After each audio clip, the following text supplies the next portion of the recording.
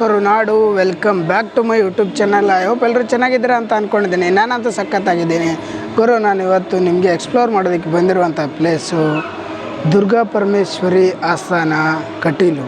ದುರ್ಗಾ ಪರಮೇಶ್ವರಿ ದೇವಸ್ಥಾನದ ಬಗ್ಗೆ ಎಕ್ಸ್ಪ್ಲೋರ್ ಮಾಡೋದಕ್ಕೆ ಬಂದಿದ್ದೀನಿ. ನೋಡ್ಬೋದು, ಇದು ಬಂದುಬಿಟ್ಟು ದುರ್ಗಾ ಪರಮೇಶ್ವರಿ ದೇವಸ್ಥಾನ. ದೇವಸ್ಥಾನದ ಇತಿಹಾಸದ ಬಗ್ಗೆ ತಿಳ್ಕೊಳ್ಳೋಣ, ದೇವಸ್ಥಾನದ ಹುಟ್ಕೊಂಡಿದ್ದ ಒಂದು ರೀತಿಯ ಬಗ್ಗೆ ತಿಳ್ಕೊಳ್ಳೋಣ, ಎಲ್ಲವನ್ನು ತಿಳ್ಕೊಳ್ಳೋಣ ಬನ್ನಿ.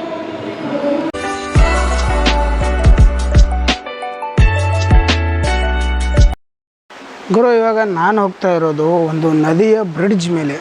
ದೇವಸ್ಥಾನದಲ್ಲಿದೆಯಾ ನದಿಯ ಬ್ರಿಡ್ಜ್ ಮೇಲೆ ಏನಕ್ಕೆ ಹೋಗ್ತಾ ಇದೆ ಅಂತ ಕೇಳಿದ್ರೆ, ಇದು ನೋಡಿ, ಇದು ಕಾಣಿಸ್ತಾ ಇರೋದು ದೇವಸ್ಥಾನ, ಅದರ ಪಕ್ಕದಲ್ಲಿ ಇರೋದು ನದಿ. ಇವಾಗ ಮಳೆಗಾಲ ನಿಂತೋಗಿರೋದ್ರಿಂದ ನದಿಲಿ ನೀರು ಕೂಡ ಕಡಿಮೆ ಆಗಿದೆ. ಮಳೆಗಾಲದಲ್ಲಿ ತುಂಬಾ ಜೋರಾಗಿ ಹರಿಯುವಂಥ ನದಿ, ತುಂಬ ವೇಗವಾಗಿ ನೀರು ಬರುತ್ತೆ. ಮತ್ತು ಈ ಒಂದು ಬ್ರಿಡ್ಜ್ನ ಅರ್ಧ ಭಾಗದವರೆಗೂ ನೀರು ಬರುತ್ತೆ. ಅಂದರೆ ಅಷ್ಟು ನೀರು ಬರುವಂಥ ಒಂದು ಮಳೆಗಾಲದಲ್ಲಿ ಅಷ್ಟು ನೀರು ಬರುವಂಥ ಒಂದು ನದಿ.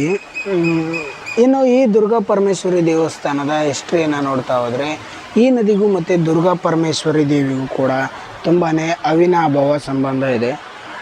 ನದಿ ಹುಟ್ಕೊಂಡಿದ್ದು ನಿಮಗೆಲ್ಲ ಗೊತ್ತೇ ಇದೆ. ನದಿ ಪ್ರಕೃತಿಯ ನಿಯಮ, ನದಿ ಹುಟ್ಕೊಂಡಿದೆ ಅಂತ ಹೇಳ್ಬಿಟ್ಟು.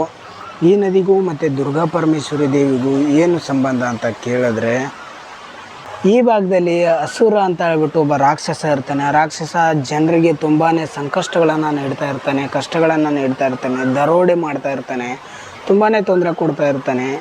ಈ ರೀತಿ ತೊಂದರೆ ಕೊಡ್ತಾ ಇದ್ದಂತಹ ರಾಕ್ಷಸ ಅವನು ಮಾಡುವ ಕೃತ್ಯಗಳಿಂದ ಈ ಯಜ್ಞ ಯಾಗಾದಿಗಳಿಗೂ ಕೂಡ ತುಂಬಾ ತೊಂದರೆ ಆಗುತ್ತೆ. ಸ್ವಾಮೀಜಿಗಳು ಮಾಡ್ತಾ ಇದ್ದಂಥ ಯಜ್ಞ ಯಾಗಾದಿಗಳು ನಿಂತೋಗುತ್ತೆ.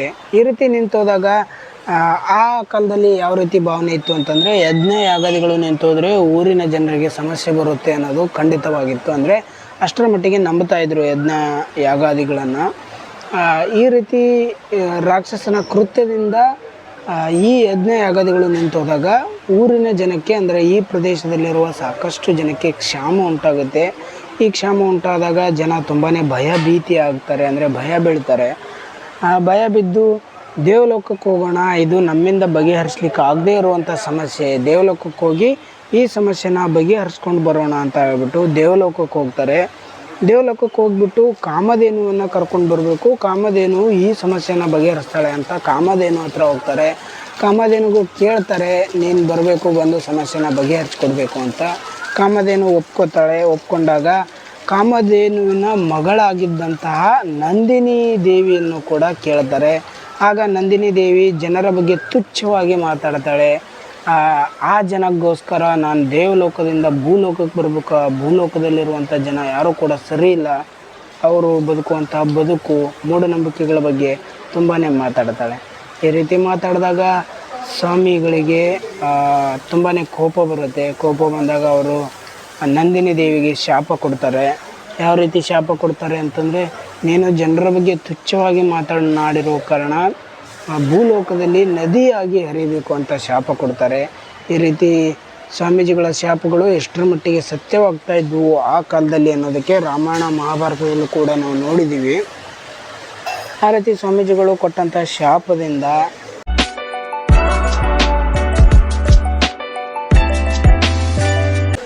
ಕಾಮಧೇನುವಿನ ಮಗಳು ನದಿಯಾಗಿ ಹರಿತಾ ಇರುವಂಥದ್ದು ಇದು ನಂದಿನಿ ನದಿ ಅಂತ ಹೇಳ್ಬಿಟ್ಟು ಇದರ ಹೆಸರು. ನಂದಿನಿ ದೇವಿ ನದಿಯಾಗಿ ಹರಿತಾ ಇರುವಂತಹ ಪ್ಲೇಸ್ ಇದೆ ನೋಡಿ, ಕಾಮಧೇನುವಿನ ಮಗಳು. ಕಾಮಧೇನು ಈ ಒಂದು ಸ್ವಾಮೀಜಿಗಳ ಜೊತೆಗೆ ಬಂದು ಇಲ್ಲಿದ್ದಂತಹ ಅಸುರ ರಾಕ್ಷಸನನ್ನು ಸಂಹಾರ ಮಾಡಿ ಜನರ ಒಂದು ಭಯಭೀತಿಯನ್ನು ಹೊಡೆದೋಡಿಸಿ ಜನರನ್ನು ಕಾಪಾಡ್ತಾಳೆ. ಇಲ್ಲಿರುವಂಥ ಎಲ್ಲ ಸಮಸ್ಯೆಗಳನ್ನು ಬಗೆಹರಿಸ್ತಾಳೆ. ಆಮೇಲೆ ನಂದಿನಿ ದೇವಿ ನದಿಯಾಗಿ ಹರಿತಾ ಇರ್ತಾಳಲ್ಲ, ಈ ನಂದಿನಿ ದೇವಿ ಬಂದ್ಬಿಟ್ಟು ಮತ್ತೆ ಧ್ಯಾನಕ್ಕೆ ಕೂತ್ಕೋತಾಳೆ, ತಪಸ್ಸಿಗೆ ಕೂತ್ಕೋತಾಳೆ. ನನ್ನಲ್ಲಿರುವ ಶಾಪಗಳನ್ನು ವಿಮೋಚನೆ ಮಾಡಲೇಬೇಕು ಅಂತ ಹೇಳ್ಬಿಟ್ಟು ಪಟ್ಟು ಹಿಡಿತಾಳೆ. ಈ ರೀತಿ ಪಟ್ಟು ಹಿಡಿದಾಗ ಆದಿಶಕ್ತಿ ದೇವಿ ಹತ್ರನೂ ಕೂಡ ಹೋಗ್ತಾಳೆ. ಆದಿಶಕ್ತಿ ದೇವಿ ಹತ್ರನೂ ಹೋಗ್ಬಿಟ್ಟು, ನಾನು ಯಾವುದೇ ತಪ್ಪನ್ನು ಮಾಡಿಲ್ಲ, ನನಗೆ ಶಿಕ್ಷೆ ಕೊಟ್ಟಿದ್ದಾರೆ, ಶಾಪ ಕೊಟ್ಟಿದ್ದಾರೆ, ಈ ಶಾಪದಿಂದ ನನಗೆ ವಿಮೋಚನೆ ಮಾಡಿ ಅಂತ ಹೇಳ್ಬಿಟ್ಟು ಆದಿಶಕ್ತಿ ದೇವಿಯಲ್ಲೂ ಕೂಡ ಬೇಡ್ಕೊಳ್ಳೋದಕ್ಕೆ ಸ್ಟಾರ್ಟ್ ಮಾಡ್ತಾಳೆ, ತಪಸ್ಸನ್ನು ಮಾಡ್ತಾಳೆ. ಎಲ್ಲವನ್ನು ಮಾಡಿದಾಗ ಆದಿಶಕ್ತಿ ದೇವಿ ಕೊನೆಗೆ ಒಂದು ಆ ಸಮಸ್ಯೆನ ಆಲಿಸಿ ಆದಿಶಕ್ತಿ ದೇವಿ ಹೇಳ್ತಾಳೆ, ನಿನ್ನ ಪಾಪ ವಿಮೋಚನೆಗಾಗಿ, ನಿನಗೆ ಕೊಟ್ಟಿರುವಂಥ ಶಾಪ ವಿಮೋಚನೆಗಾಗಿ ನಾನು ನಿನ್ನ ಮಗಳಾಗಿ ಹುಟ್ಟಿ ಬರ್ತೀನಿ, ಆ ನದಿಯ ಪಕ್ಕದಲ್ಲೇ ನೆಲೆಸ್ತೀನಿ ಅಂತ ಹೇಳ್ತಾಳೆ. ಆ ರೀತಿ ಆದಿಶಕ್ತಿ ದೇವಿ ನಂದಿನಿ ದೇವಿಯ ಮಗಳಾಗಿ ಹುಟ್ಟಿ ಬಂದು ನೆಲೆಸಿರುವಂತಹ ಆದಿಶಕ್ತಿ ದೇವಿಯೇ ಈ ದುರ್ಗಾ ಪರಮೇಶ್ವರಿ ದೇವಿ. ಇಲ್ಲಿ ಕಾಣ್ತಾ ಇರುವಂಥ ದೇವಸ್ಥಾನ, ಈ ದೇವಸ್ಥಾನ ನಂದಿನಿ ದೇವಿಯ ಮಗಳು ದುರ್ಗಾ ಪರಮೇಶ್ವರಿದು.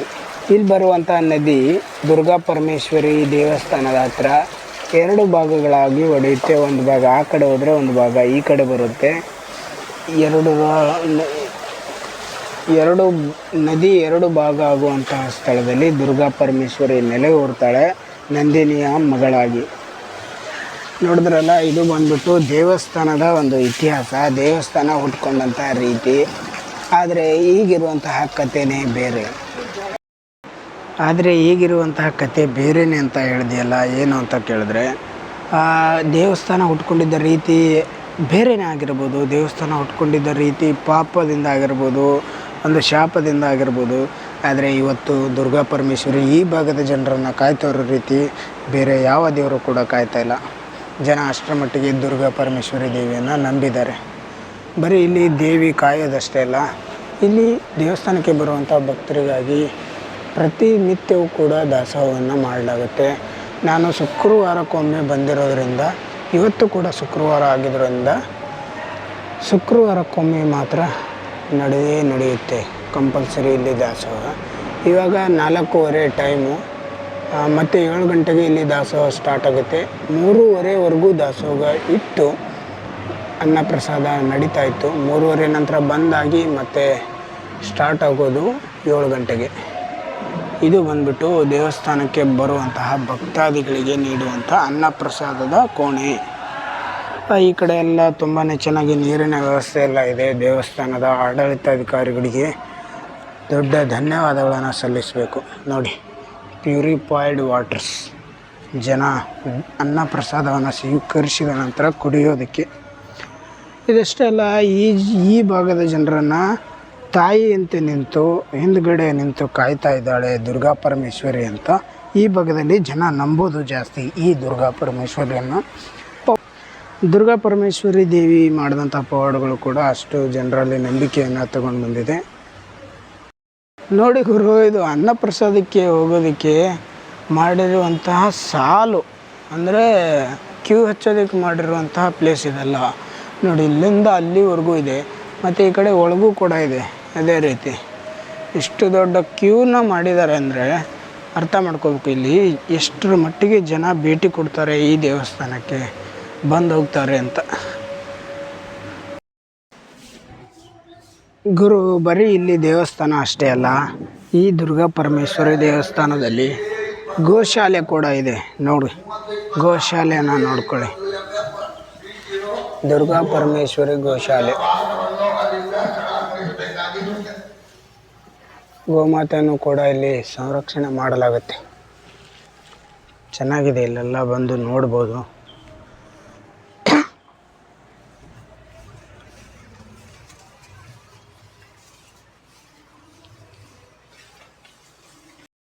ಗುರು, ಬರೀ ಗೋಶಾಲೆ ಅಷ್ಟೇ ಅಲ್ಲ, ದೇವಸ್ಥಾನಕ್ಕಾಗಿ ಒಂದು ಆನೆನೂ ಕೂಡ ಸಾಕೊಂಡಿದ್ದಾರೆ.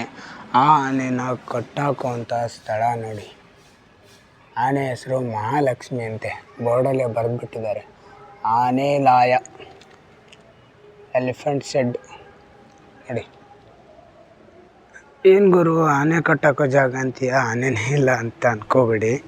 ಆನೆನ ಹೊರಗಡೆ ಕರ್ಕೊ ಹೋಗಿದ್ದಾರೆ, ಅದರದ್ದು ವಿಡಿಯೋ ಕೂಡ ಮಾಡ್ತೀನಿ ನೋಡಿ. ಆನೆ ಕಟ್ಟಾಕೋ ಜಾಗ ಎಷ್ಟು ದೊಡ್ಡದಾಗಿದೆ. ಬರೀ ಒಂದು ಆನೆಗೆ ಇಷ್ಟೊಂದು ದೊಡ್ಡ ಜಾಗ ಬೇಕಾ? ಬೇಕು ಗುರು. ಆನೆ ಅದು, ಬೆಕ್ಕು ನಾಯಿಯೂ ಅಲ್ಲ.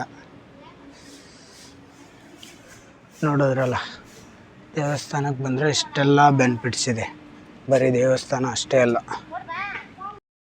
ದೇವಸ್ಥಾನ ನೋಡಿದ್ವಿ, ದುರ್ಗಾ ಪರಮೇಶ್ವರಿ ಆಶೀರ್ವಾದ ತಗೊಂಡ್ವಿ, ಆನೆ ಲಾಯ ನೋಡಿದ್ವಿ, ಗೋಶಾಲೆ ನೋಡಿದ್ವಿ.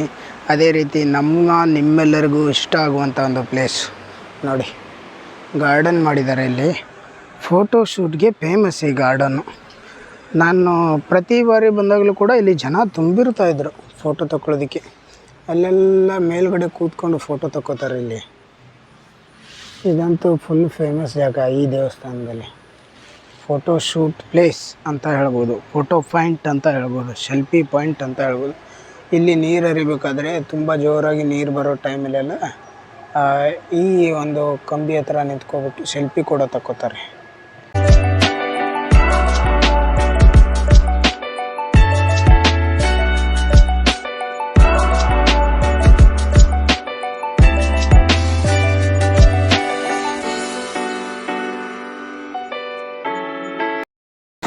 ಗುರು, ಇವಾಗ ಎಷ್ಟೊತ್ತು ದೇವಸ್ಥಾನದ ಒಳಗಡೆ ನೋಡಿದ್ವಿ. ಇವಾಗ ದೇವಸ್ಥಾನದಿಂದ ಹೊರಗಡೆ ಬರ್ತಾ ಇದ್ವಿ.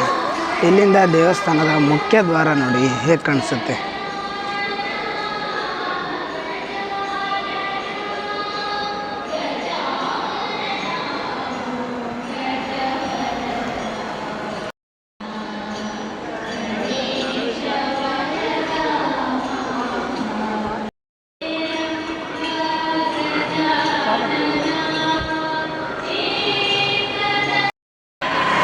ಇದಷ್ಟೇ ಅಲ್ಲ ಗುರು, ದೇವಸ್ಥಾನಕ್ಕೆ ಬರುವಂತಹ ಭಕ್ತಾದಿಗಳಿಗೆ ಬೇಕಾಗಿರುವಂಥ ಎಲ್ಲ ಪಾರ್ಕಿಂಗ್ ವ್ಯವಸ್ಥೆ ಇದೆ. ಇದೆಲ್ಲ ಪಾರ್ಕಿಂಗು. ಇಲ್ಲಿ ನಿಮ್ಮ car, bike, 4 wheeler, 2 wheeler, 6 wheeler, 12 wheeler ಎಲ್ಲ ನಿಲ್ಲಿಸ್ಬೋದು ಇಲ್ಲಿ. ಇದು ದುರ್ಗಾ ಪರಮೇಶ್ವರಿ ದೇವಸ್ಥಾನದ ಪುಸ್ತಕ ಮಳಿಗೆ. ಇಲ್ಲಿ ದುರ್ಗಾ ಪರಮೇಶ್ವರಿ ಫೋಟೋಸು ಮತ್ತು ಪುಸ್ತಕ ಸಿಗುತ್ತೆ, ತಗೋಬೋದು ಬೇಕಂದರೆ. ಎಲ್ಲದಕ್ಕಿಂತ ಮುಖ್ಯವಾಗಿ ಇಲ್ಲಿ ಭಜನೆ ನಡೆಯುತ್ತೆ ಕಂಟಿನ್ಯೂಯಸ್ ಆಗಿ. ಶುಕ್ರವಾರ, ಮಂಗಳವಾರ ಈ ಒಂದು ದಿವಸಗಳಲ್ಲಿ ಭಜನೆ ನೋಡೋಣ ಬನ್ನಿ.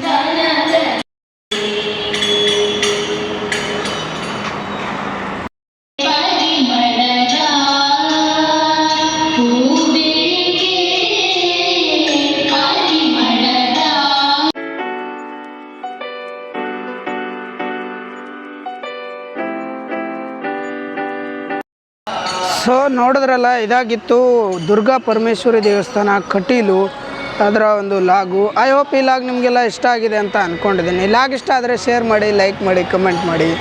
ಮತ್ತು ನಿಮಗೋಸ್ಕರ ಒಳ್ಳೊಳ್ಳೆ ಲಾಗ್ಸನ್ನು ತೊಗೊಂಡು ಬರ್ತಾಯಿರ್ತೀನಿ. ಅಲ್ಲಿವರೆಗೂ ಕಾಯ್ತಾಯಿರಿ. Take care. ಬಾಯ್ ಬಾಯ್.